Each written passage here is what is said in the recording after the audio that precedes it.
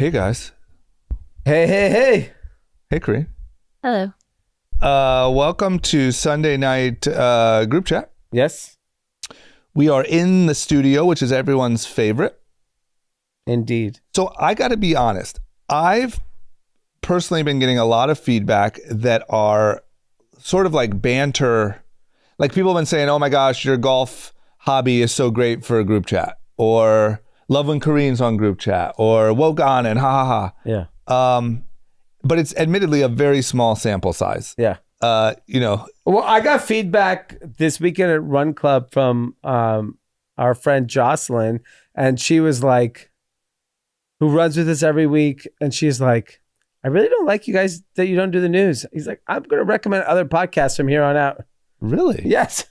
Showed up to Run Club and said that. I was like, wow, that hurts. Well, we'll see if, let us know if you're a Jocelyn or if you're not Nocelyn. I will say the numbers have seemed to be a little higher on our Sunday episodes. So look, here's why I say all that. We did zero news. We got to chat, and the thing that happens is ChatGPT. We get to ChatGPT and each other. We get in here together. We start on what literally. By the way, we have 15 news topics. We talked about zero. But what we do is we always plan to like kind of catch up for the first 5 minutes. But there's something about when you're in person. Fun. 5 minutes turns into an hour and a half. Can I have a request? Yeah. I want to see you guys do the list that you forgot about. Yeah. But in like 5 minutes or like 3 minutes. Like I want to see you guys speed you want round. like a rapid round? Yeah. Okay. I would love to watch that while I sit here. Okay. So we I won't put a do timer? it now. Yeah. Not now. But we'll do it. I think maybe we could. We should plan that next Sunday. We could plan that next week if we do the same thing that we just did today. Okay. But we're already an hour and a half. Yeah. Is that I a want real to keep timer? going. I don't want to go. I want to like keep doing it. I know. You love it, huh? Yes. Okay. So this is what we did. We got into our little banter. We ended up talking about. Started with. I was just talking about Little League Baseball. Dominic's I loved that part. baseball game. I had a lot of questions for that part. Okay. Yeah. Well, we started talking about Little League Baseball and Dee's son and that, and then we literally got into competition. Full on like culture war. We got into participation trophies. Then we got into like the culture of success. What is culture? What is culture? Thanks, Kareen, for the questions. We got into what we're doing wrong in the country when it comes to different groups and ethnicities and success. Yeah. Education. So look, I think the most important thing is give us your feedback. Let us know what you think. Let us know what you prefer in the different styles of episodes. We have kind of the like cookie cutter by the, go down the list, do the news. We have the chat, and I think ideal is probably a mixture of both. Yep. Let us know. And also just vote with your downloads, if you like it, listen to it, recommend it. Yes, post it, share it. Post it, share it. We'll see that these episodes are getting more downloads and we'll do more like this. And you could tell us in person on Tuesday. Ooh, yeah. Venice, California. Abbott Kinney is the street. Yep. Beautiful Los Ciento House. Love it. Tequila flowing. Tequila is flowing. Yep. 6 to 9 Tuesday. Hit our Instagram if you have not RSVP'd. We have food. Be a good time. And we're just hanging. We're hanging and getting feedback. So yeah, you're right. Just come tell us in person. Ooh, that's fun. And if you want to tell us, only in person. Yeah, maybe you want to give us feedback that Dee and I have went to alt-right. Yeah. Maybe Anand needs to wake up. No, needs to go to sleep. He needs to go to sleep. Yeah, too woke. He's woke, Anand. Show up and give us your feedback. All right, let's get into it. Ari, you're going to, actually, you know what? You're going to kick us off with the intro, the Bruce Buffer of group chat. Let's get into it. Hash. Ladies and gentlemen, group chat. Hash. It's $1 trillion. Hot. Yeah, let's just get right into it. Ari, wow. Ari, lead us in. Okay. Bruce Buffer. Well, it's a Sunday night. We have all three gentlemen on the pod in the studio. Kareen's here as well. Yep. There's a little studio redesign. It's looking lovely. Beautiful. We're going to have a great episode. Take it away, drama. Very bare night tonight, meaning like No guess. no guests. I know. We don't have any Kathys. It's just us, Corinne, and Ari in the studio. There's a lot of people that want to come. I just have to like get a little bit more. I need like a Calendly Yeah, you do. so that people can just RSVP and It's also a testament to us. We're just in the grind, yeah. whether people are here or not. We're just doing heads it. down. I think I also think like the Pride weekend traffic threw people off. Oh, you're right. I There mean, was a lot of traffic. there's a lot of traffic. Dee and I had a big family day today. What were And you guys celebrating? Nothing. Our cousins were in town. Cousins were in town. Yeah. And, had all the kids together. It was really fun. That's fun. But like 7:00 rolls around and Dee and I like, we got to wrap it up.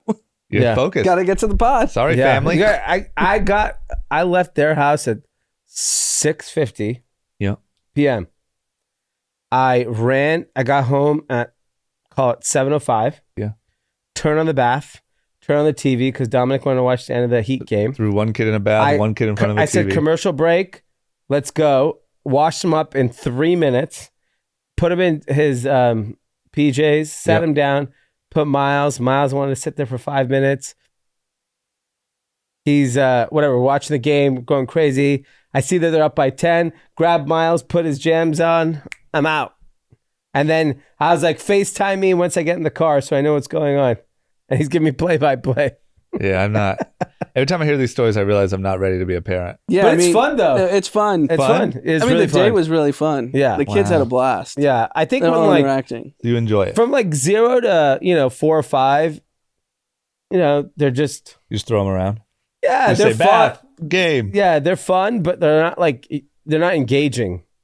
Yep. No, And Dom's now- out of age because he's turning 6, right? Yeah, Aw, So you're six? saying the fun really starts past 4. yeah.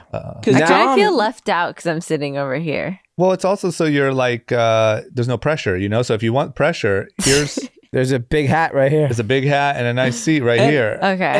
And, starting family day, we went to see Dom's last baseball game of the season Yeah, Today. today. So Dominic had 20 people go to Yeah, this game. he in was- Pacific it was He's like- pretty crazy. like a So it was star. like the 4 of us, Dom, Viv, Amanda, and Park. I. Mav, Mav, Viv, Amanda, and I. And then our mom, our mom, our cousin, her Her two two kids. kids, David, and Stelina. Stelina, and their daughter. Yeah, I mean, he had a section. He's a star. We outnumbered just Dom's crowd, the opposing team's like parents. parents. Yeah, He's a celebrity. and so we sat in the morning. It was really funny. I was like, all these people are coming. You got to hit the ball. Yeah. So they get 3 at bats. The first one he hit well. Second one he did not. And then the third one is when everyone showed up because everyone showed up late. Yeah. And I was so nervous because I was like, all these people came. Yeah. This little shit better hit the ball. Yeah. And I go walk over to him, and we had been practicing. I was like, elbows up, bend your knees, and smack the shit Hey, out of that honestly- Did ball. you tell him everyone arrived? What? Did you tell him? No, I didn't want to tell Okay, him. He okay. saw. Everyone was like, We were all at the fence. like our nanny came. She's like, I want to come. Like You guys everyone were showed yelling? up. we were all like, let's go, Dommy, Oh, right my before God. he's going And to then that I was bat. like, man, this kid better hit. He gets there, the first one, it's like a foul. Second one, he rips it and he goes. I was like, whew. You got on I base. felt like I had like You should have accomplished- seen. I was watching Yeah. D like kind of simulcast with Dom. Yeah. Because if Dom doesn't hit, it's fine. He's 5 years old. Who Yeah. cares? Yeah. But I was watching. I couldn't D, take it if you couldn't hit. get and it. D I get literally erupted and like ran around and started clapping. He's so happy. So he got on base. He got it. got, and then someone else hit Oh, my a God. big, his friend hit a huge shot. He got to, all they care about, like personally, is scoring. You got to get across home plate. Yes, Yeah. they don't care how they get there as long as you get there. Yep. And he got called out on third base after his first hit, and bawling, crying. Because he was so close, too. Yeah, Oh, today. today. Oh, because I was. But no out one was playing there with- yet. yeah. Luckily, No, I was Oh, at the there. I beginning, saw at the the first hit. I think I was just on the you're on the other grass. side. You're on the other side. Bawling, crying. I saw the first hit, but I didn't see him bawling crying. It's- But yeah, that's he's a bawling. good. That's a good regroup. Yeah, It's a good like lesson in life. yeah. It's okay. If Well, you it's get out. funny That's when the 'cause, pressure's on. To get out, and then the pressure gets put on you, and you And he goes, because he was like, I'm not fast enough. I'm like, and my wife was consoling him and, probably saying the more appropriate thing. Yeah, that's what moms are for. And I go, you want to be fast? Yeah. And then he goes, yeah. So I'm like, we'll work on that starting today. We'll be fast then. And so a very different approach. Yeah. Because I was like, yo, you obviously do not like to lose. Yeah. So let's win. Yeah. That's what the mom and dad are for. So you want to hear a real, I don't know if I should talk about it, but it's a real interesting dilemma. Okay. Interesting dilemma. Okay. I hope no one randomly, actually someone on the opposing team listens to the podcast. It's really funny. But there is an all-star team in this league. Is this league, just so I have the context, is this like a school-based league? No, it's a park league. Okay. It's 6 and under. Okay. And technically, Dominic's not supposed to be in the league, but we asked the park because all of his friends are in the league. Uh-huh. So he played up to like get him in the league. Got it. Clearly, there's difference. He's not as good as the other kids. Some of the kids on the team. Yep. And they're also a lot bigger. Yeah, they physically look bigger. Yeah. And so apparently, we find out there's like a all-star team. Okay. And at that age, a 6U, What is an all-star team? best players from each team, all the teams like, in the league. like 2-3 of the best players from each Like team. one team made up of all the best players from each team. And Dom isn't an all-star team? Dom is definitely not an all-star this year. He's not? But hold on, we're getting there. Oh. We're getting there. We're getting there. So he rightfully so. He's just not. He's 5. He wasn't there yet. Or 6. And we found out from one of the other parents that their kid's an all-star, and he's rightfully so. He's awesome On your team. on our team. And apparently they were like, "Hey, let's not make a big deal about it. We don't make the other kids feel bad." And I was like, I don't know. I actually think the other kid should know that kid's the all-star. Yeah. And if you Here's play something to work to. work Yeah, there's for a carrot. I go to Dominic. I'm like, do you want to be an all-star? He's like, I'm not that good. I'm like, but do you want to be an all-star? He goes, yes. Yeah. And I was like, all right, so let's work on it. And maybe next year, if you play hard, you could be an all-star. I just want to point out one thing is from my life, like one of the most beneficial things that has happened to me is seeing people close to me succeed. Yeah. Because it's relatable then. If all you do is hear stories about all-stars, you're like, yeah, but I don't know any all-stars. Yeah. But if you're like, oh, fucking Steve's an all-star. Yeah. I can be a fucking all-star. Exactly. I play next to Steve every day. Exactly. Yeah. Steve's my home. We have I lunch love together. Steve. And I think what's interesting is like one of the other kids who made the all-star team was talking about it the whole time. Yep. And I think I was like, good for you, man. You're an all-star. Yeah. You deserve it. Talk about it. And, in the 6U, they don't keep score. They don't like to call outs. They do, but, they don't like to keep track of things. Basically, they don't want it to be competitive. But these kids are competitive. When do they start getting competitive? Primal. The next year. Okay. So 7. Okay. So I there's just also hate this like a non-competitive. big contrast. And I was telling Dee, because we're in the city, and then I hear stories from parents in the suburbs. Yeah. Like in the valley. Yeah. And they're already psychotic at the same age as Dom. Yeah, I gotta ask what they're doing where I'm from. Yeah. I They wonder. probably take it seriously. You would And think he- so. Like my friend is a coach of his 6-year-old kid's t-ball team, and a kid flips his bat, and all the parents, and he was the best player on their team, Yeah. and all the parents wanted him thrown out because he was the best player, so they had a better chance of winning. Yeah. I mean, you know what I want to see is how do they do it at 6 in the Dominican Republic? You hit a home run and you stomp the other And kid you get out. to eat that day. No, but I mean, like, you know what the fuck? Like, I just want to see the comparison between how 6-year-olds are treating it in those areas where all these stars are coming from, and then how we treat it. I was talking to my wife about it because she had never really played like, competitive sports. I think she played softball, but she doesn't remember. And we were talking about this out thing and this keeping the score.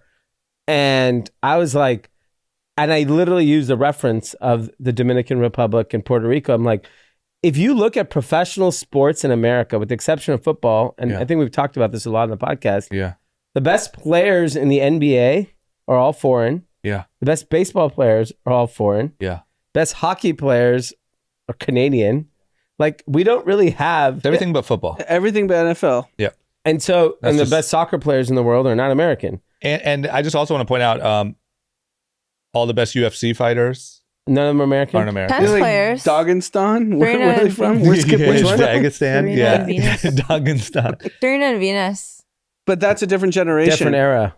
We're talking about like current, because Serena and Venus are in their late 30s, Yeah, right? that's- Yeah, 40s. they're like millennials, Gen X. Yeah. But I also I'm think trying to think. Boxing is a lot non-American. Who's the boxing champion? Well, it depends. I mean, Canelo Alvarez, Tyson Fury, UK. Tank. Yeah. A Is lot of American. like Russians and what? Tank. Tank's American, but Tank's from a very rough. Like you didn't- need he adversity. kept score. Like there was no like soft.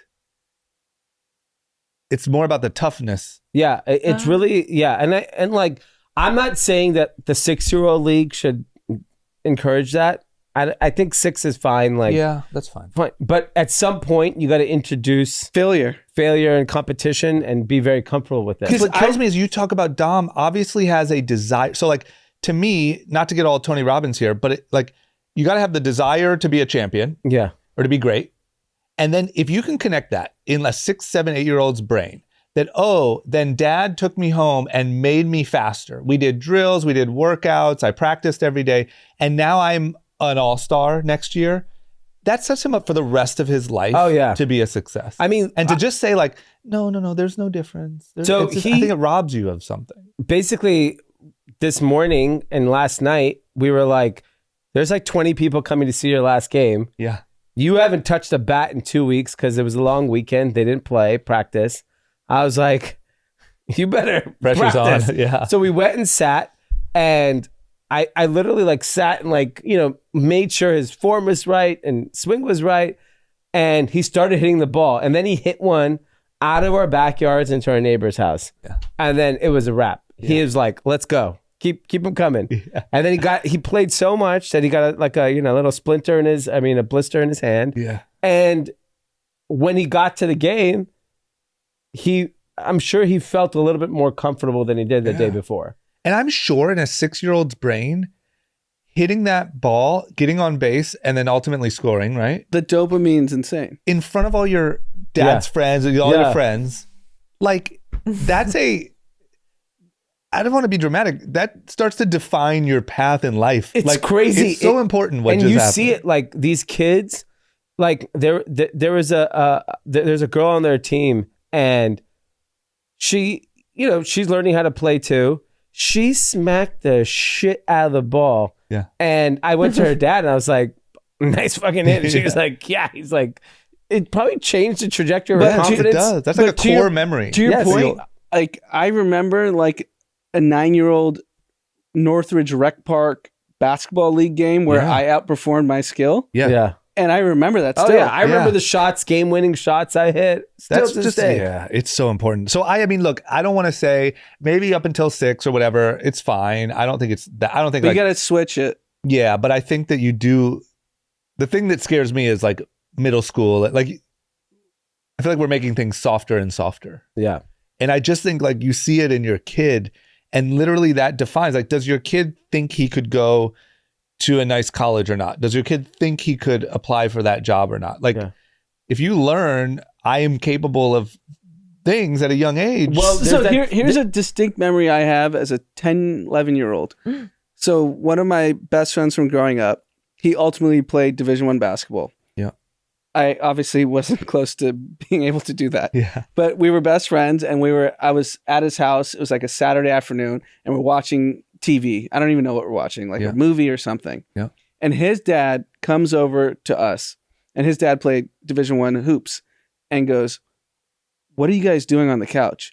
Do you know how many kids you guys are going to play against that are going to beat you because they're outside practicing?" yeah. And he made us go outside and start shooting hoops. Can you do that in 2023? As a like, just Definitely a not to social parent. someone else's kid. You could do it to your own. Not if little Anand's over at the house. Yeah. I would Yeah. hope someone did that for my theoretical kid.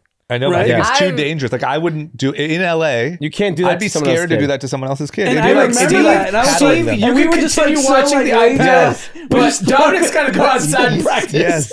Oh, is that how it feels like being a parent now? You can't. You can't scary. get creative anymore? No. Here's what it is. I've gotten into fights with parents over like parenting. You can't tell other parents, like, you can't tell anything to someone else's kid. Like their philosophy might be you're fine just the way you are. Yeah. And so they might go home and be like, Anand yelled at little Jacob and told him to get off the couch and go practice. And that's not our philosophy. Our philosophy is you're fine just the way you are. Jacob, if you don't want to ever play basketball ever again, that's fine. And eat Cheetos. That's fine, little Jacob. Yeah. You're fine the way you are. Isn't that crazy that I remember this like distinctly? Yeah. And that affects so much in your life. Yeah. It's just, Well, there's a very famous story of Fred Smith, the founder of FedEx. Yeah. When he went to college, he was like a terrible student. Yeah. And he took some class and he typically had been a terrible student and he did really, really well in this class. Oh, I know this. And it was about the business plan for FedEx, I think. Oh, I know a different story. It was not about him. It was something to that effect. And Wait, can you explain that again? so he was a I'm student confused. and he had an Who is idea this? for a business. The founder of FedEx. Founder of FedEx. Oh, what's his name? Fred Smith, I think. Yeah, It's That's Smith? Okay. Yeah. that's right. And he had some like academic issue where he was not a good student. And I think if I don't remember, correct me if I'm wrong, listeners, he goes to school, writes a business plan for FedEx, and he ends up getting an A on that. Ooh. And it basically gave him the confidence to go build the business and whatever. Oh. He actually did not get an A on it. It was a mistake. Oh, yeah, that is. Yeah. Oh, what happened? It was a then? mistake. He got like a D on it. It was like but if he had gotten a D, we may not have gotten FedEx, right? Because you It's would called the never have pig- the confidence to go and build something if everyone told you it was a stupid idea. And I think You think Called the what, Pygmalion he got effect a D? is what it's called. He got a D though? It was a mistake. It was a mistake that he got the grade he got. He was not supposed to get an A. Oh, and then it turned out so he gets this A, but it turns out, oops, it was supposed to be a D. Yes, but he Kinda found like out Steve later- Harvey. But it gave but him the the validation confidence. of saying this is a great idea Oh, gave him the confidence to actually go execute it. And Well, because if you look, there's also a famous story that's about interesting. it's called the Pygmalion effect. I don't know if I'm saying it right or not. About like a kid who, same thing, like went to school, took his SATs or whatever, was always bad in school, got like a perfect score and was like, oh my God. And then ended up going to a great college, doing really well, getting a great job. And then they sort of, every few years they audit the tests and they sent back and said, oh my gosh, we were actually wrong. But it was too late. He had already now accomplished all these things. So either those stories are blended or whatever, but the point is very, very real. Yeah. Oh. That validation and just that thought of like, you are smart, you can do it, you are an all-star, you are a whatever, is so important. You, especially like, But isn't that contradicting what we just said? Say it again. How? Because these people got validation for accomplishments that they actually didn't achieve. Yes, and that's why validating actual That's like the achievements- actual validation. what's poison, what I think is literally poisonous and should be like almost child abuse, is telling little Anand when he's sitting on the couch but wants to be a basketball all-star, lying to him and saying, you're fine the way you are and there's no need to change. I believe that stunts someone's ability to grow and enjoy life to the fullest. That story is an extreme example of why doing good and being praised for doing good and proving to yourself that you're good and you can improve and you can get better and all that is so important. Accurate Because feedback it fuels too. you I mean, to go do the next even thing. to this, to current age that I'm at. Yeah. Today, Amir, who listens to the podcast, he runs with me every Saturday. He was like, he made a joke about pushing the stroller because I push a stroller every Saturday and run 3, 4, 5 miles. Wow. And I was like, you should push it. Yeah.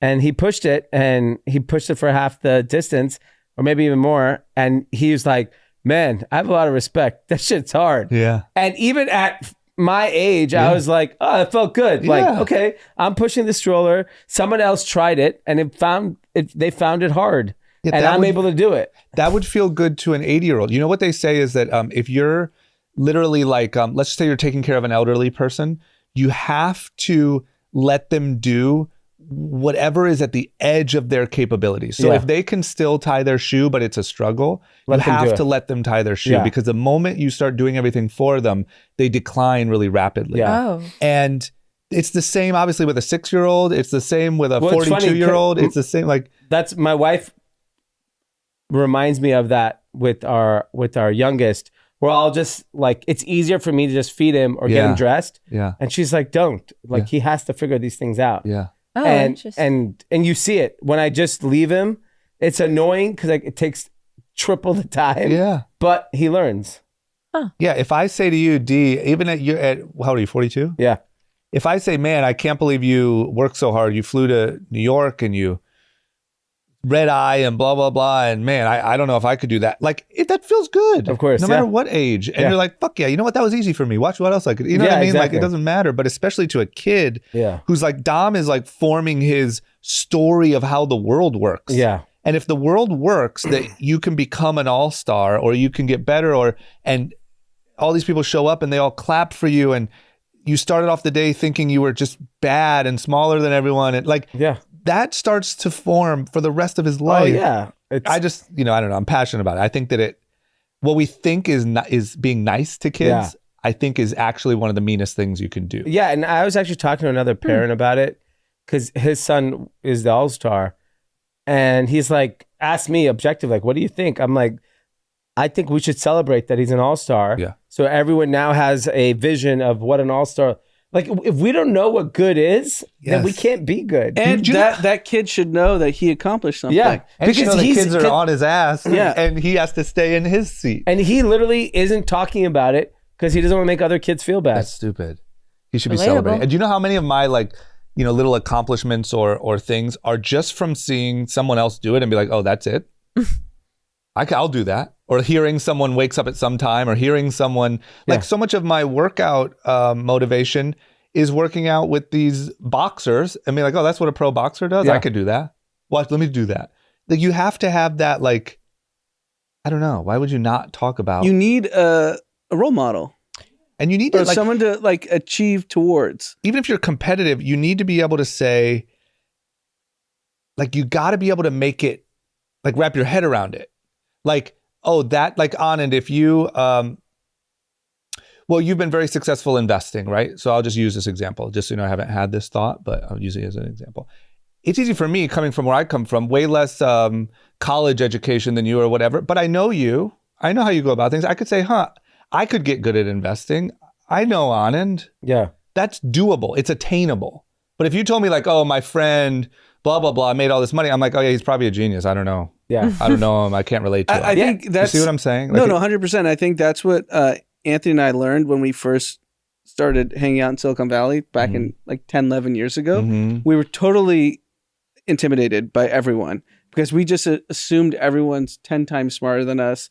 Everyone knows so much more about the world than us. Yeah. And then we went up there and we started meeting people and we're like, They're just like us. Now. Stars. They're just like us. Yeah, That's the best feeling. And look at Queensbridge now. Yeah. And it's exactly that. But if you went up there and everyone said, oh no, we don't have any money. We're not investors. We don't. And we're all the same. Like you lose that. Yeah. Is that what it's like for the kids now? Meaning what? It's getting. How? I don't think it's. Are they that not getting bad. first place, second place, third place? Well, look, I think, I don't know yet. So I have a soon to be 6-year-old going into kindergarten, and we'll see how it evolves. I'll say this. There's a growing school of thought that is the right way to do it. And I can tell you vividly. What's the right way to do it? To do the everyone's a winner, everyone. Like no after outs, the no one game wins, is played. No one wins, no one loses. Once the kid gets to third base, you don't. No, I could tell you, I remember when we were 6, they were winners, losers, runs scored, runs not scored. That was, I remember that. Yeah. My mom has like a camcorder footage of those games. Yeah. That doesn't exist today. I don't ever remember, and maybe it happened, but I don't ever remember there being a no winner. And not only that, if we won, I remember the place and everything very vividly. We got to go get ice cream. Yeah. If we lost, you fucking went home and ate cereal. Yeah. You don't get to go. And then you know what's even crazier is you had to drive home past the other team at the ice cream store. And you saw them all celebrating. And you had to drive home and fucking eat Cinnamon Toast Crunch. No, I think it's good. And I think, to your point, I think it's good at all stages of life. Because here's bringing it full circle. You're bringing it full circle. In the workforce today, it is very challenging to build an organization where it's competitive internally, that's considered not toxic. If I were to go tomorrow, Elon. Look at the Twitter stuff. and say, yeah, if it like, hey, it's Hunger Games. May the odds forever be in your favor. Yeah. Right? Like that. And by the way, I've said that internally. And I've said, like, we have to compete with each other to be successful, because the other person across the road is trying to beat us to survive too. And do you know what the actual problem is? Because of the way kids today, and I actually don't know what it's like in Ohio. I know what it's like in LA. Yeah. This like winners, losers, no one loses, everyone gets a trophy. Yeah. That's LA. Yeah. Maybe in the Midwest it's different. I don't know, but the coastal cities, 100%. Yeah. The problem is when you're actually an adult, it's zero sum. Someone makes money, someone loses money. I know, but and then you can't feed your family. I know, but here's the thing. Right? Is, Wait, what do you mean? No, meaning like the stakes in real life, like today, you guys have a business. If tomorrow your business doesn't generate revenue, there's no more that's business. a problem. There's no more business. There's no more income. Like, it just is what it is. There's no like, but no one's going to come where's to you our and say, participation check? yeah. We had a business. we tried. We tried. Because people always say, I worked really hard and it didn't work out. Yeah. But unfortunately, that's not enough. It's working hard is just one part of it. Yeah. And I thought that was the greatest lesson of youth sports for me is winning, losing, and failing. Yeah. That's the one thing I actually regret of not playing formal sports. There's a lot about growing up skateboarding that I'm very grateful for. But one thing that I didn't have is that like discipline, team sort of management, show up at a certain time. And then like, you know, even the silly stuff like trophies and titles and all-star teams, like those badges matter. I mean, later in life that turns into checks and exits and IPOs, but they're all just rewards. Yeah, and I think the thing that like I'm more concerned about in present day is that like in work culture, if you think about it, like if you go, let's say in your guys' own company, you go, Mary, you just fucking crushed it. Yeah. You are now you're better than everyone else. You're VP of sales or you're VP of marketing. Yeah. And by the way, Mary, you get a big raise in front of everybody. Yeah. People shit their pants. Yeah. Do you know in They our would high literally school, shit their pants. And think about how normal employee of the month is. Yeah. Like you used to. I don't know how So people really do that you anymore. can't employ the month. They used to have special parking. in That our high sounds so school, fun, though. Employee of the month sounds so fun. I know, but in it's our- controversial now. Because here's the counter is then all the other people think that they're less. so in our high school, this is 2001, my senior year. Yeah. And I'm sure it was same as your year. They ranked everyone by their GPA and posted it on the wall. Yeah, I So love everyone that. could see everyone's rank. But did you or did you not look at that and be like, I'm fucking climbing my way up that rank? No, it was at the end. It's after your 4 years. It's already culminated. So Yeah. did people use it as motivation? Like, I'm going to be high on that ranking when Of that shit course. comes out? Of course. And it was also like satisfying. Like, yeah, fuck that. Yeah. I did. Yeah. You literally have a list of dummies. You're like, shut up, you're stupider. Yeah. You're dumber than me. Literally. Like, No, it's just... but put it like this. Imagine at once a month at a company, you're like, let's say you have 50 employees. You go, rank 1 to 50. You just But like, isn't that like Ray you're like, Dalio's oh, thing? Joe, you're 50. Sorry, bro. Yeah. Isn't that Ray Dalio's thing? Like transparency in terms of performance, like in the whole company? Yeah, but there's he has like a crazy system of...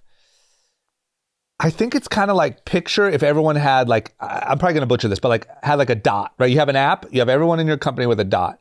And the more accurate decisions that you make, sort of like, let's just say your dot grows. And so you can look at the company as a visual of who is the most believable. So everyone needs to be radically transparent, but you have a sort of feedback on who is the most believable judging by their past results. Got it. I believe it's something like that. Got it. But What? yeah, But the thing is, like, you talk about youth. We're talking about youth sports because I think it's a good reflection of how adult life works. Like the most elite organizations are cutthroat, performance based, and they cut as soon as you're not performing, and that is the most high income earning people in the world. Yeah, from hedge funds to private equity shops to the best corporations. Yeah. They don't fuck around. I saw a video the other day that was like, I don't know, Wall Street Journal or New York Times. And it was like what it's like to work for Elon Musk. And it wasn't too bad. I wouldn't call it a hit piece. Tell us. But it's just stuff that used to be celebrated. Yeah. Like, man, he just worked so hard and to rise to his level. Like, I remember reading that about Steve Jobs. And at that time, it was like celebrated. Yeah. I was like, wow. Different lives. And now it was this sort of like negative piece of like, yeah, he might text you at midnight and ask you for something. Or like, yeah, he expects you to give him an answer, get to the point within 30 seconds of the thing. Or don't come to him with questions, come with solutions. I mean, Or, I'll be honest with my own staff. Like, there are certain people, I'm up all hours of the night. Yeah. I'm texting people, I'm talking to people all over the world. I will literally only text certain people in the middle of the night. Yeah. Because some people, like, their Slack is on silent or whatever it is. Yeah. So I get it. Like, you don't want to. Yeah. You're one of those boundary people. Yeah. But like, for me, you can call me 2 a.m. If you got money for me, I will pick up the fucking phone. So I have a good personal story. So my first year in investment banking, which is a very intense environment. You know who my first boss was? Yeah. He's been a mentor of mine. I'm still in touch with because of this relationship. Mm-hmm. We get our end of the year review. And in investment banking, there's 3 buckets: top earner, middle, and low for bonuses. Yeah. And I get my review at the end of the year, and he's just crushing me. Yeah. The whole review. You didn't do this. You didn't do this. Da da da. Like, this is where you need to improve. Pause there for a second. Could you even say that today? No. Imagine going to someone, Joe. Well, you know what? Let me actually be honest.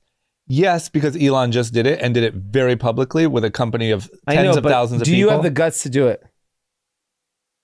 To do what? No, but here, let me tie the bow on this. So he's telling me he starts off with all the things I'm subpar at. Yeah. And he's like, this is where you need to improve. You didn't do this. You didn't do this. Da da da. And I'm like, oh my God, I'm fucking low bucket. I was like sweating. I was like, I can't believe I'm low bucket. Yeah. I fucking worked You're in my the ass loser off. bucket. And he said maybe 3 positive things, like very casually. Yeah. And then at the end, he's like, you're top bucket. Yeah. And you're like, what the fuck happens to the low bucket people? Yeah. They get fucking beat punched in with the a face. stick. No, but that's honestly like, he's still a very like close friend. Yeah. Obviously, he's like much more senior than I am. And I've always like respected the fact that he was always shooting me straight. Yeah. He gave That's you so feedback. valuable. He communicated. Yeah. It's so valuable. And But that's like actually, at 21, I thought I was like I wanted to kill him. yeah. Right. I was like, I worked 15, 16 hours a day and you're telling me I suck? Yeah. And think about what we're robbing of people by, like, I see the way you're responding to it. Like, it's one of the most meaningful, like, impactful relationships in your life, obviously. Yeah. And to like take that away from people Yeah. for the sake of niceness, it's robbing you of something. Like, imagine For if sure. imagine if someone said, okay, Anand, here's a thing. You never would have had to go through that terrible experience, blah, blah, blah, and we'll wipe it from your memory. I can tell by your response, there's no way that you would ever take that option. For sure. And we're saying that we should take that from people. I'm super guilty of this actually, because I'm really scared of conflict. So I don't like give team members feedback a lot of times because I'm too scared of the conflict of it. To be fair, that's probably most people. And we live in a climate where that has you, without like years and years of experience or hearing these stories about Anand or whatever, you live in a climate, your first time being a part of a business, that says that that's wrong. But now I'm learning that they really crave that because I've been doing a long time of not giving feedback and not being upfront about what I want and need. And that actually like leads to that stuff. Yeah, of course. You know? They also, look, There's at the end of the confusion. day, everyone needs direction. No matter where you are in your career, like I need direction. And I think when someone's very direct with you, then you have now a goal, a strategy to get like my investors in my business will be like, you need to do this, you need to do that. And I'm like, fuck, I do. Yeah. And I'm just like, I keep my mouth shut. leave the, between a tail between my legs, and I'm like, all right, I got to go do that. Yeah. And it's very simple. And I think we at the highest level, like running businesses, you get that because that's But don't you think you can build an elite organization because no one else is doing that? Yeah, that's what Bridgewater, Black. That's what these companies are. I mean, that's how I actually still believe finance works like that for the most part. Yeah. Like the elite hedge funds, the elite venture capital firms, Yeah. the elite private equity firms, they don't play this niceness game. Yeah, the elite people haven't changed, No. and that's great. Like, So- I like that. But I mean, I think it's acceptable in those industries, but I don't know if it's acceptable in small businesses. No. I think, here's my honest answer. I think it's really easy to feel like everything's fucked and blah, blah, blah. I think the honest answer is there's a lot of people doing it, being ruthless or whatever you want to call it. Not ruthless, just honest. Yeah. But even let's use the word. Like, there's people that are being, maybe not ruthless, but they're being very hardcore.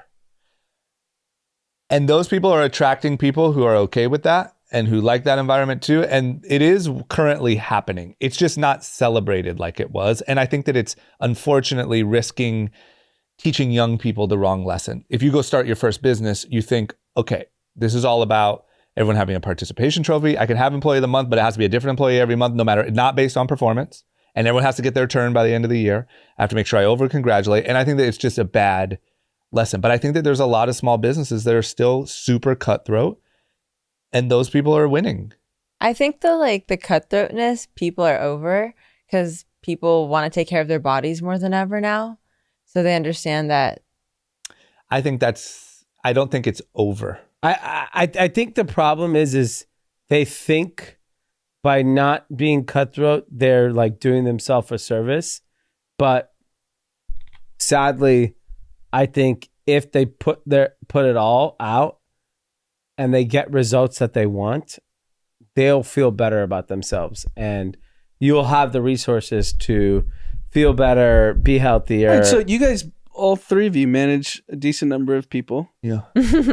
Do you guys have the tough conversations with your? I feel very comfortable with certain people. But why not all? Because that's actually the identity of your organization. It can't be certain people. Yeah, I'm not saying it's right. I'm saying that's Where how you're I at. feel comfortable. There's certain people where I will get on the phone with them or meet them in person. I know you. You will do that with certain people. Certain people. But I think it has to be the identity of the entire organization. Yeah, Yes. and I think I agree with you. I think Why? because it's not fair. That's what I think. Because it's like certain people, like for me, get the wrath of my fucking anger or like whatever it is, and they have to deal with what if I see them doing wrong, I will clearly fucking let them know instantly. Like they make a mistake at 2 p.m., 2:01, they're in my office and I'm yelling at them. Right? And that's my relationship with them though. I don't have that relationship with everybody. I do want to point out that I have a couple people in mind, and you'll be able to think of them really quickly, who worked at Reckless, which for the listeners, so this makes sense. Like there was like sort of all the initial hiring and all that stuff was D and Anand and so not me. And there were people hired that I didn't have any say in, and I love them, but I'm just saying, the people that I remember you being the hardest on are the people that I think were the most thankful for their relationship with you, similar to what Anand's saying about the banker. Or those are the people that gave cried when they left and gave the biggest speech about how much impact Young and Reckless had on them. Like it was, I don't remember any of the people that you were easy on leaving and being like, man, this place changed my life. I think I know why. And that could be my mistake, that I feel that like certain people can't take it. Yeah. And so I do too, for the record, to answer your question on it. And I also think with our company, like, our company does have this message of like sort of emotional vulnerability and connectedness. And, and I feel like there is a risk to, this is something that I battle with.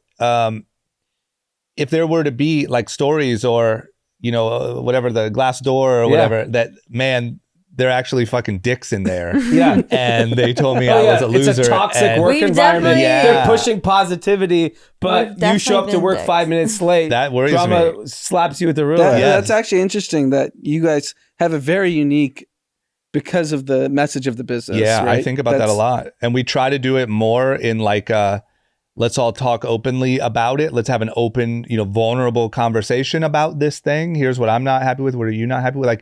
But that is something with the nature of our business. Yeah, if it's on Glassdoor, that if that's even still a thing, that over at Ghost, That might have been a 0 interest rate website. What is that? It's gone. Well, I mean, now that I'm you sure can't get it's- jobs, Yeah, so yeah, you yeah, just shut the fuck up. Yeah, exactly. So anyway, but you get the point. Yeah. If there's stories of at Yeah. Ghost, they're pretty ruthless about you following up on your work and blah, and he yelled at me and not really on brand, off brand, doesn't really matter. Yeah. We're not really strangers if the news started to get out that they're actually Just be like, I went the first day of my 3rd month there. Yeah. Drama didn't know my name. I thought we weren't strangers. exactly. No, but you guys have a good balance. You'd be like, oh, Kareen's the positive one. I'm the dick. That's what we do. That's what we do. But so that is a real, just to share honest. I would say I'm pretty blunt. I'm pretty honest with people, and I'm pretty balance both pretty but tough. But I do it really well. in a pretty caring way. Yes. Yeah. But I don't know. Maybe look, long term, could it be twice as big if I was more ruthless? Maybe. I don't know. I also think I don't think it's about being ruthless at all. Well, I think ruthless is just a abrasive word. That's a that's not the wrong right. term. It's It's just not the right being, like, word. strict. strict, yeah. It's Strict being or like, strict on what are your performance On goals? the rules of the game. What are Like, what just are, no What bullshit. did you perform? What did you do? Did you accomplish what you're supposed to do? And that's what people crave, right? I don't know if people crave that. For example, Yeah, they. You don't think people the crave last, that? The No. last I think couple they weeks, do.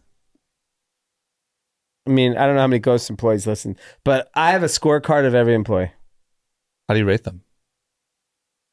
We have a bunch of KPIs that they all have to hit. Yeah. And I think a lot do. So tomorrow's gonna be interesting. yeah, so like What's tomorrow? No, just he said I don't Monday. know which Ghost employees listen. Yeah. I said I think a lot. Do. It's gonna be a weird day at the office. but like I'm debating whether to make it public for everyone to see it.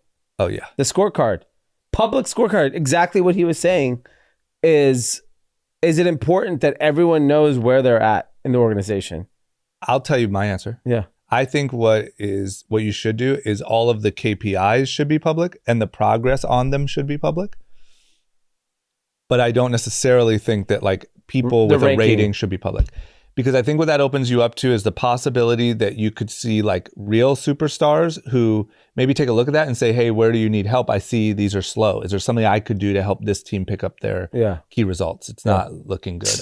And then it's just kind of like, hey, I'm not giving you a rating. I'm not giving you a color coding, but like these are our company goals and this is the progress we're making towards them. So a friend of ours, a friend of mine, sorry, that Angelo listens to potties in Greece right now. Shout out to Angelo. Shout out to Angelo.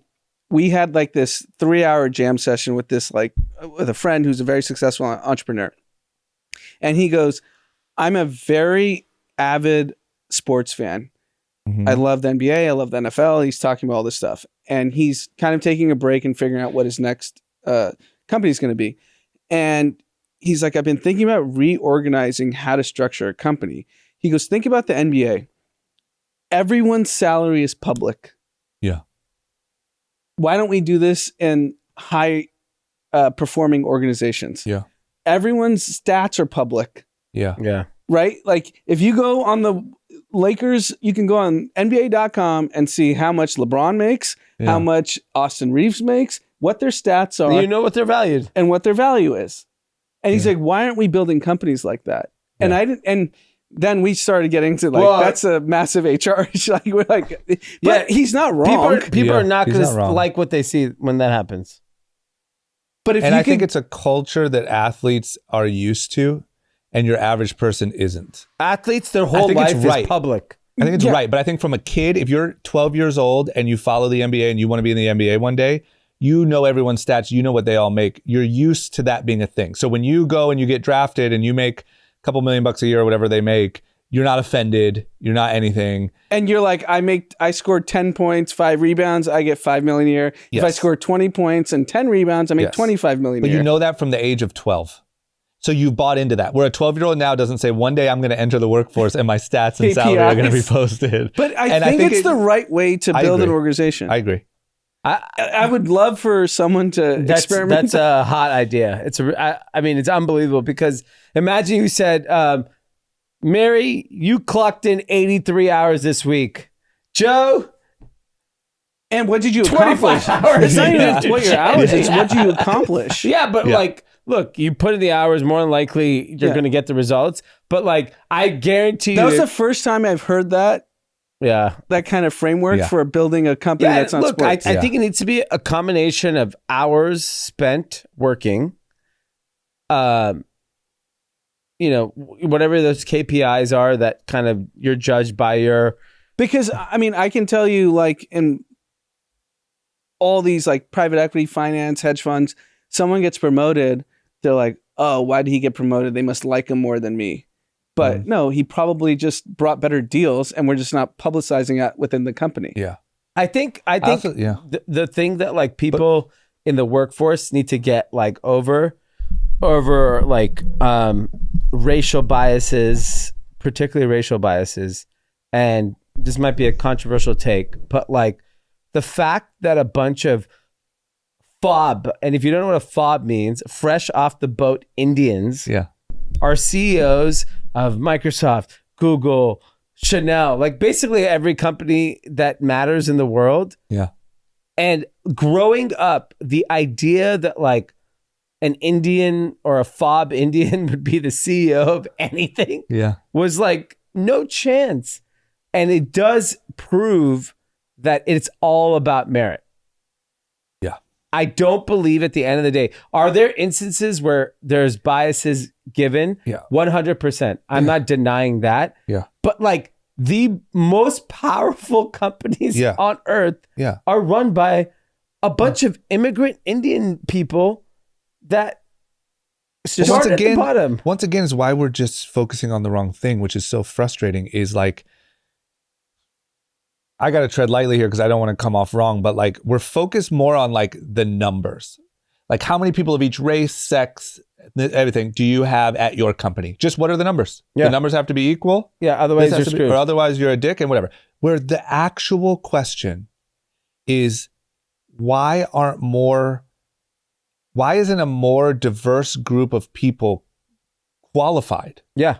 Why, if there's CEOs that are all Indians, what's happening there? Is that why Mark's beating up all these Indians? I'm sure. He's pissed off. He's like, he's not the CEO. You're not the CEO. He's like, those the are all potential Facebook CEOs. He's just like, fuck, they're richer than me. Those are all people, literally, did you know that we're in the running to be the next Facebook CEO? And he's just choking them out. But you see what I'm saying? Like the question that we should be asking is like, why isn't there better education? Why isn't there better? I'll push back a little on that because I think I've said this like a million times in the pod, so I don't know if anyone's remembered. Yeah. But Ben Horowitz, who I think is the most inclusive person in Silicon Valley, period, full stop.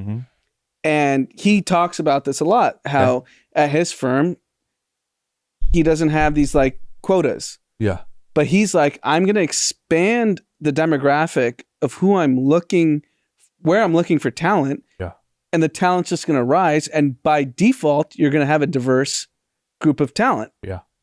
And so tell me, just so I understand exactly, like, does that mean that he's looking at other colleges instead of the 3 he used to look at? Right. And I'm not looking at only a Stanford white kid. Like maybe there's, a Stanford Indian kid. That's what I'm saying though. Isn't it that? No, but here's the thing. No, but I think, if you look at their portfolio, like CEOs are pretty diverse. Like, you want me to, should I start calling out names of who their portfolio, the most successful ones? I mean, the Databricks guy, he's a Iranian immigrant. So here's where I'll push back, is that there's certain cultures that let's take our culture, Indian. There's only one thing that matters in Indian culture. It's fucking education. Fuck sports. Yeah. Fuck having a girlfriend or boyfriend. Yeah. Having fun. Nothing. It's education. And what's that get you? What does that get you? CEO the CEO Google. of Microsoft. The CEO of Google. So it's very different. I'll give you a perfect example of a Ben Horowitz story. So Chris Lyons, who I kind of know, he's close with Anthony. he was Ben Horowitz's chief of staff. Yeah. And he got in front of Ben Horowitz. I have no idea how. And he was a waiter at Cheesecake Factory. Yeah. And he was the number one grossing per waiter ticket in the country for Cheesecake Factory. I don't even know how many Cheesecake Factories there are. Yeah. So Ben Horowitz is like, this kid must have something. Yeah. And he hired him as his chief of staff. I think it might have been an intern, then the chief of staff. Yeah. He's a general partner now at the firm. I know, but that's like 1 in a million. But he gave him the chance because he's like, I'm going to expand my thinking. I get that, but you have to have a culture. That's so cool. You have to have a culture internally. And, we don't need to bring race, but he's a black kid. Yeah. So the point is that you as a parent, if you have this vision of your child having some sort of level. Look, my kid, I love that he plays sports. He's going to he's going to go to Kumon. He's going to play the piano, and we're gunning for Ivy Leagues. Like, it is that's our goal. Like, I'm working all my ass off so I can give my kids the best education, not anything else. I don't give a fuck about anything else, like straight up. Because I know the best education gives you the biggest advantage in life. Yeah. What do you define as the best education? Best school. It's best school because here's the challenge is that we live in a world. We actually had this conversation at our house with our family. There's basically like 20 to 25 schools that matter in the country for colleges. And if you do the math, each school admits 2,000 kids, maybe. Yeah. So like you keep and then you look at the down top 25 how many private schools in the there country. Are. Think about how many private schools there are, how many public schools that are considered good. Yeah. It's really freaking tough. Yeah. Yeah. So if you're not in those schools, your chances are basically impossible to. And I'm not saying you cannot be successful without. Of course. You could. There's plenty of high school dropouts that have done insane things. Yeah. It's just not. I just don't. If you just want I don't the want to cheat play the code. odds. I just want to not a get good bet. It's an odds game. Basically, Yeah. if you go to Stanford, your downside is your middle management at Procter & Gamble making $400,000 a year. Yeah. And I just want to, yes, you're totally right. And I just want to finish my thought or kind of come back to what you said on it is like, I don't disagree with what you said about Chris Lyons. Yeah. At all. Like that is flawlessly done. That's perfect. I think that as we all know, with any business, with any household, with anything, anytime a system starts to get complex, it's hard to tell everyone running a venture capital firm, like, hey, you need to start talking to waiters at Cheesecake Factory. Hey, you need to start. Yeah. They have too many things to worry about. And they have their place where they go to hire people or to look for talent. The question to me is, why is that talent pool not more diverse? And if you follow it all the way back, I think it probably leads you, I would guess, I don't know the stats on this, but to education in lower income areas and the kind of head start that certain groups have and that some don't. So my one thing, because I follow this account about bias, racial bias. Yeah. It's really interesting. Yeah. And some cultures view education differently than others. Yeah. Right? Like when you go to the park, let me tell you, the Indian kid is not the kid who's hitting the home runs. Yeah. Yeah. They're not hitting the 3-pointers. Unless it's But they're wearing Dami. the fucking spelling bee. Unless it's fucking Dami and he's got 50 people there on the sidelines cheering him on. By the way, like, you know, and Yeah. it's just a prioritization of what matters to you as a family is different based on culture. But can I say one thing? I think that like the success, okay, let's just say that the CEO of Google was Black. Don't you think that a large portion of Black families with young kids would start to change their outlook of what maybe their kid is capable of? Potentially, There's just a little bit of like, like even if you're raising kids, you're like, oh, my type of kids go here. These type of kids go there. Those, like, it's almost like by seeing the example of it done. I can only give you the example of our background in Indian culture. Like how many Indian families in the last 10 years have been like, oh, my kid's going to be a CEO? All Indian families care about 100% is shut the fuck up, Do not get in trouble. Study, and you will be fine. And stay between medicine, engineering, finance. Why do you have such a boom right now with CEOs? Because it took. We they- just got here. No, but because no, it's actually We ain't even supposed to be here. I'll tell you what. Like, so our parents' generation, which is in the 70s, Yeah. is the most successful immigrant population in the history of the United States of Indians or of any minority. Of So any they laid minority. the foundation for you to be able to go to the nice school. And then the next ones who still came from India came with that same hunger, but with the benefit of Got it. those people laying the groundwork of how we do it. So like Sundar's probably in his 50s. Yeah. And he was able to learn from the people in their 70s. Yeah. Here's the playbook, Yeah. grind, and now he's the CEO of Google. What is the playbook? The playbook. Work your fucking ass off. Yeah. So here's a playbook of like if you go to an Indian family, the playbook is shut up and dribble. That is the playbook. Go to school. Don't have a girlfriend or boyfriend. Do really, really well. Graduate. Get a job. Go get your master's in medicine, finance, whatever the fuck it is. Go get married. And then work your ass off. And at work, shut the fuck up. And you will succeed. And Indian people have assimilated so well in America because we shut the fuck up. And But it's also like that could be looked as a negative. But I think if you looked at it, I remember just talking to my dad and my mom about this in like the 90s, because my dad was a successful guy, but he was never outspoken. Yeah. He was very like conservative in the way he handled myself. And my mom would always be like, I wish you would say this. I wish you would say that. But I think part of his success was that he didn't rock the boat. Yeah. And they trusted him to not rock the boat. And like, if you think about the establishment of any industry, is you don't want, think about politics. We want people that won't rock the boat, right? Like, oh, Joe Biden, you're just gonna, whatever. Just not cause too much trouble. And I think that matters in corporate America is like, play the game. Yeah. And you know what? Like, to be fair, like the one thing Indian people like, a part of, and I think this is a really deep rooted because of religion and spirituality. Indian people do not like get alarmed by aggressiveness.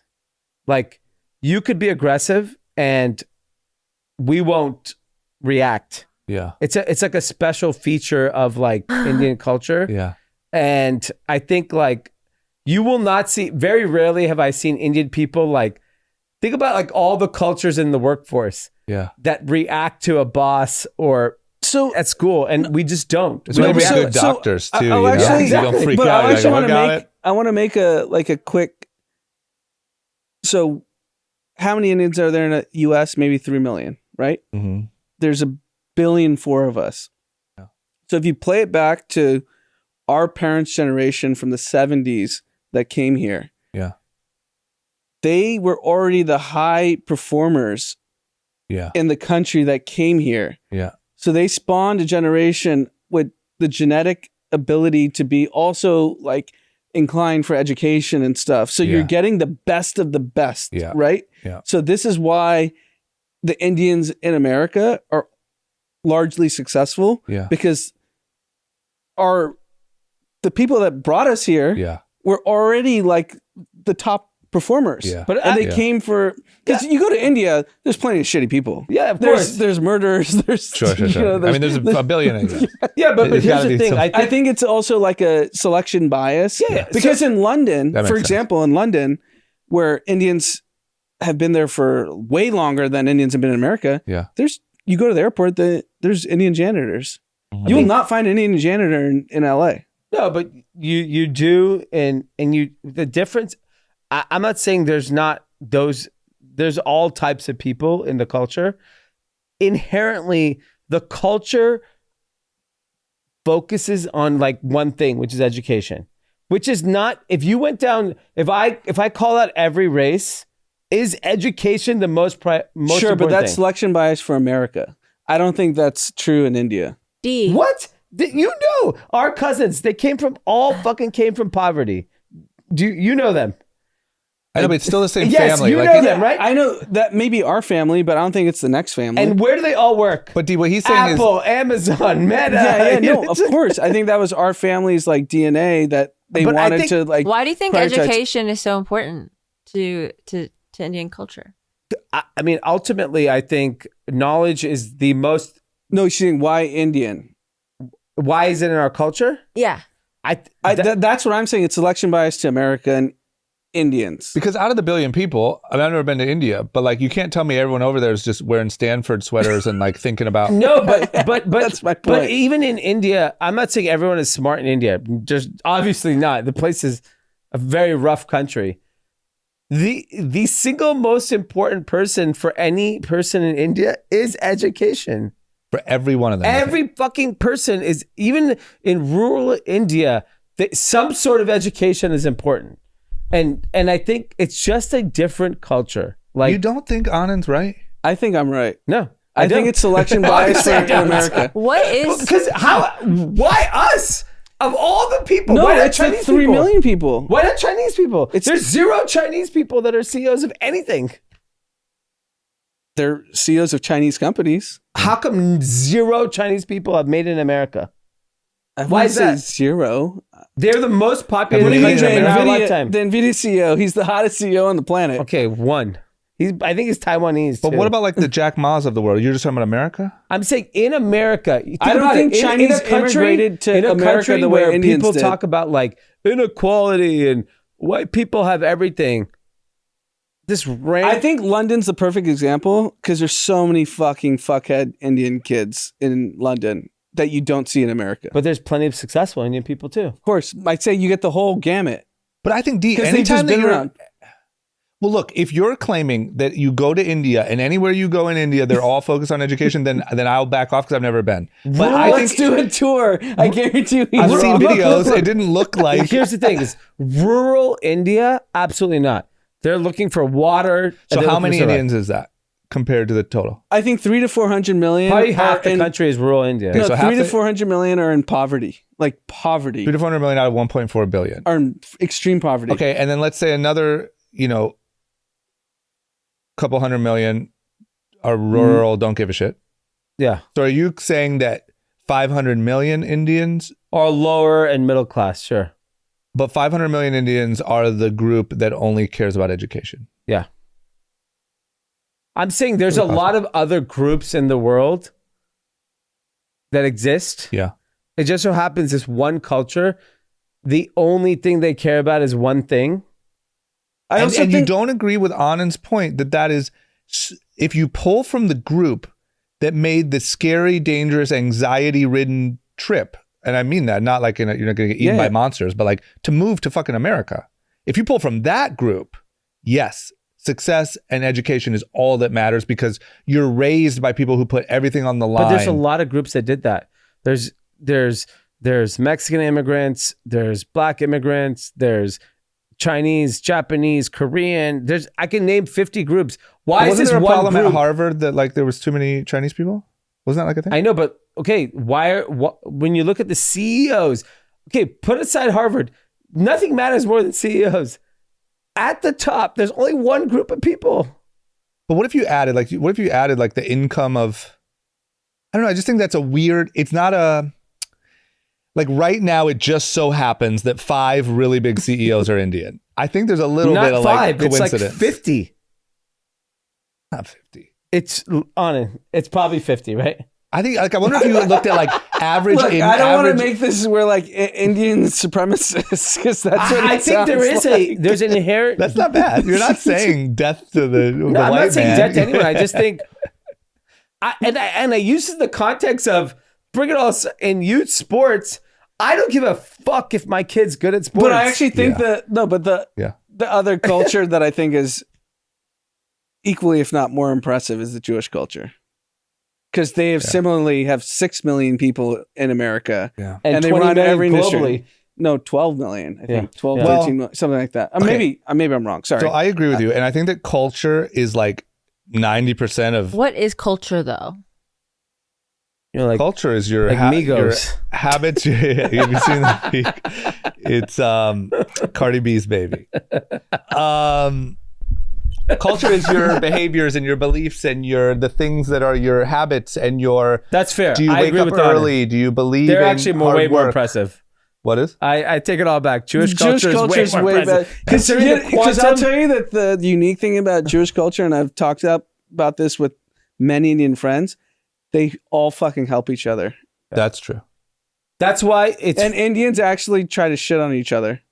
I think our generation is changing that 100%.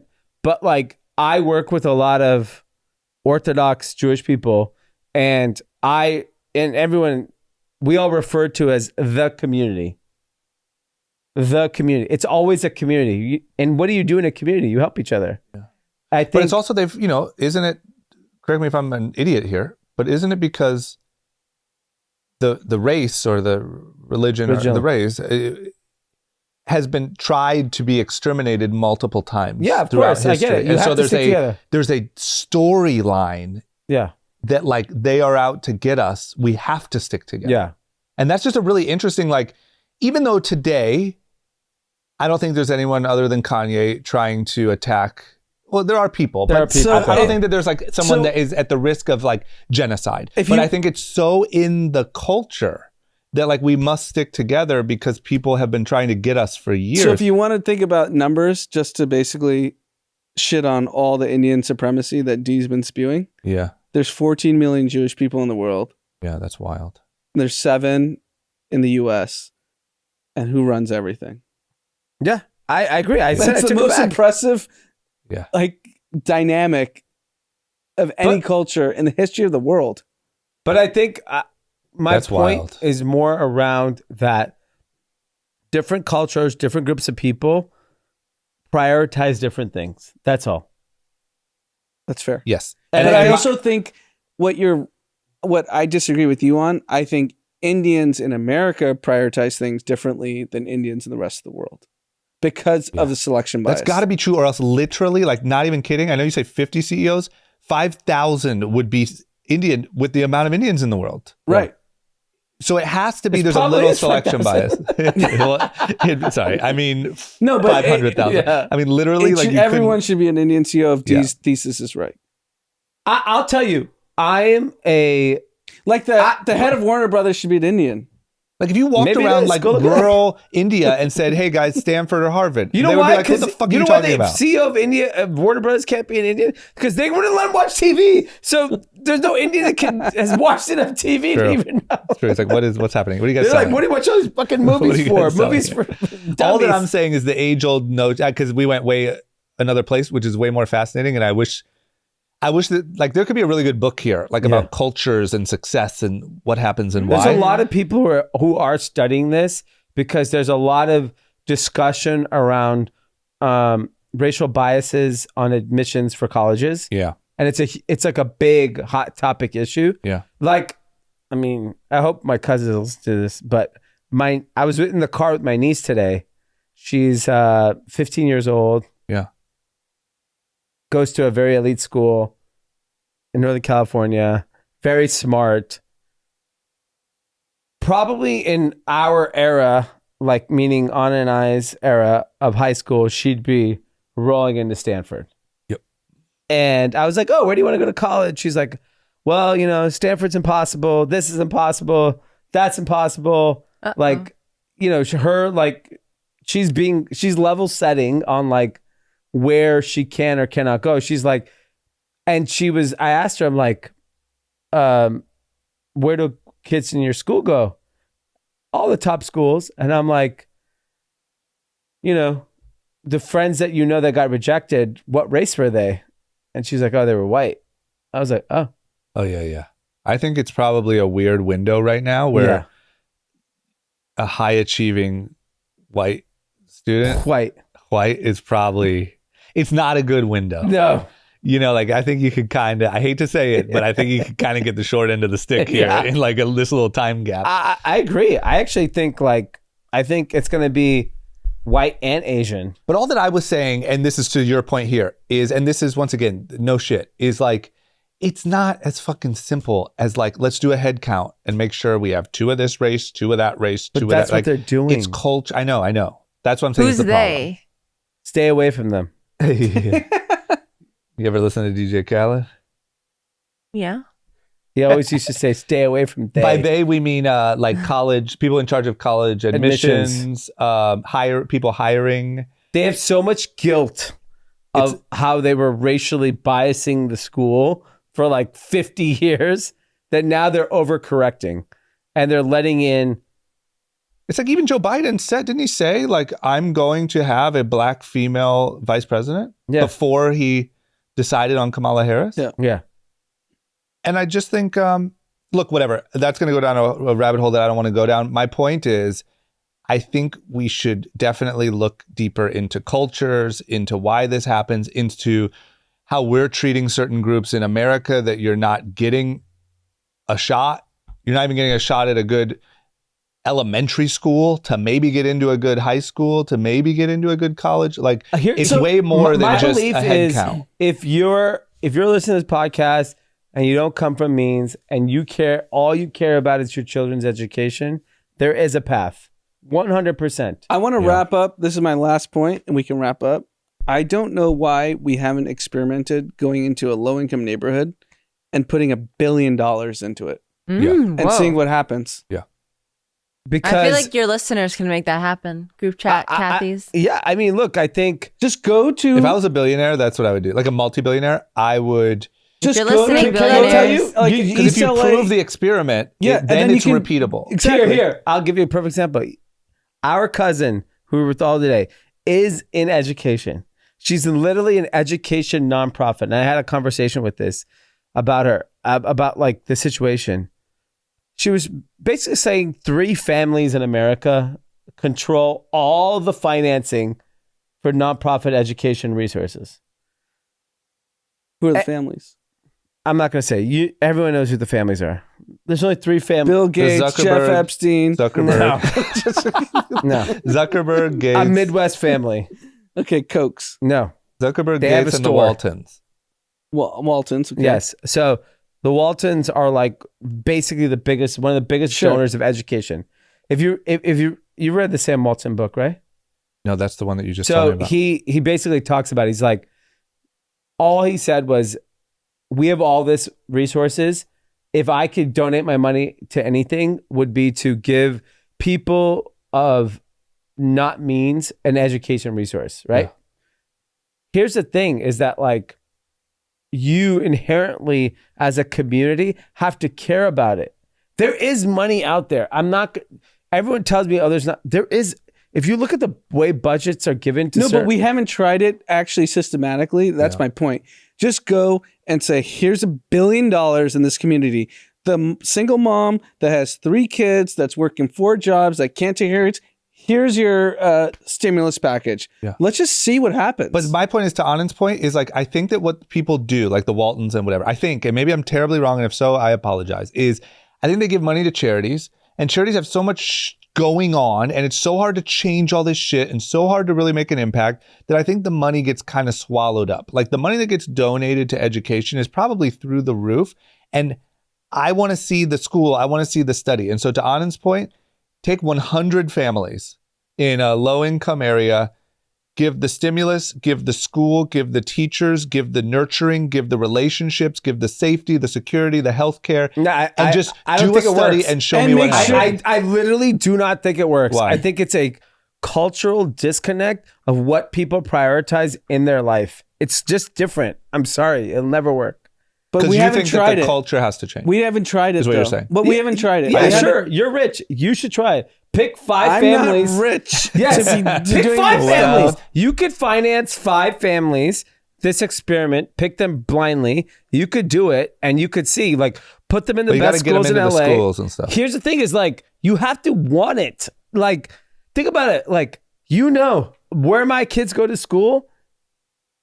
That is my badge of honor. Like, I care about that more than fucking anything else. Yeah. Like, where they go to school, how they get educated, what they learn. Like, that's more important than. But like what LeBron did with promises, But here's my question. Let's see. Is like, do you know the full story of like what's going on at Promises? Like, is Promises just a nice school? I don't know how they're tracking Here's it. my question. Like, are those kids getting a job at Bridgewater? Because Well, I mean, I think it's an elementary school. But right? here's my question too, and this is just, once again, we could do this for hours, and I would love to actually, is if you took 100 kids, and I'm talking about you covered everything that leads to success. So what I mean is financial security, health security, strong relationships, sports coaching, mentors, great teachers, great school, safe school. Number one, what happens to those 100 kids? Now, I think culturally, like you'd have to kind of pick, like the people that would naturally enroll in that are a little bit more of a culture fit than the people who say like, oh, that's not for me, or we don't fuck with that. My question is, do those 100 kids, if they go on and do well, affect the culture of the neighborhood that they came from? Like, is part of affecting the culture giving proof that it can be done and leading by example? 100% true. And I think the fact that the Pentagon's never passed an audit, we can waste some money on communities. So I do believe that. And if you take the 100 families, and if 10 get better, that's a plus. I'll net tell you benefit where to society. you guys are dead fucking wrong. Tell us. We handed I like out this us versus you thing too. Yeah, this is, you know, gotta mix me it up. versus what's it, Ohio versus everyone. I think the stimulus was such a great example that we handed out so much fucking money to anyone that wanted it. Yeah. And I guarantee you, if I broke it down by culture, race, all of those things, but we didn't do it systematically with like a clear audit. Because if you're basically going to and you basically are like, I'm the bank. But this is easy. Here's where the money's spent. This is easy. I have an easy answer there. Is giving money without structure or a plan or guidance or mentors is like handing out dumbbells in the mail and saying, how come the country didn't get fit? Okay, but yes, that's the point. Yeah, but you do but the there's billion, certain groups that probably thrived out of the pandemic. But you do the $1 billion with bells and whistles. Like, hey, we are going to pay for your rent as long as you're home and your kids are going to school. I'll tell you here's your food. I'll tell you without looking at the I data would who bet did my well. life I know I'm going to win this bet. But look, we could tell very easily who did well during the pandemic with the stimulus, who did poorly. The ones who knew already how to handle money and had structure did well, and the ones who didn't did poorly. But you have to understand, like, we can't keep saying, oh, I mean, like, information is available now, right? Like, everything is free. Everyone has access to everything. I we agree can't with just that. keep giving everyone a pass. 30 years ago, I would agree with you that it was very segregated in who got access to the best. Yeah. Now everyone gets access. The same fucking YouTube my kids are watching. Yeah. Any that's farmer so cool. in India can fucking watch. Yeah. Yeah, but they that. have I agree you to with be you. able to tell them to do it, and other kids don't. And That's it's just like another fucking excuse. Like, you're telling me an adult, I don't care if any education can't be like, you know what? I didn't get it. Yeah. I want my kids to have the best. What is the best? No, Google, because what is the best YouTube to fucking watch? Their own life isn't settled. That's the problem. They're worrying about their own life. I mean, come on. Yeah, I can't keep giving people passes. I'm sorry. I mean, I'm done. Wait, what are you giving them a pass for in this instance? no, he's an excuse for not educating yourself. Our parents in today's- came from fucking dirt poverty and figured it out. So, like, if my parents could figure but they it were out. very well educated. Yes, but they had no money when they showed up in this country. But they were well educated enough to get a job. But I think Do you know how hard it was for them to get a job? Our dad was a fucking like. I agree, but you're making this like a race thing, and I don't like it. No, but I do. What part? Wait, what don't you like? I know what I know what the undertones of what he's saying. What's the undertone? I'm not going to say it because I think it'd be very offensive. I'm not trying to be offensive. I'm just saying that, like, we can't keep giving people. It goes back to full circle. Baseball, everyone gets a trophy, everyone gets a pass.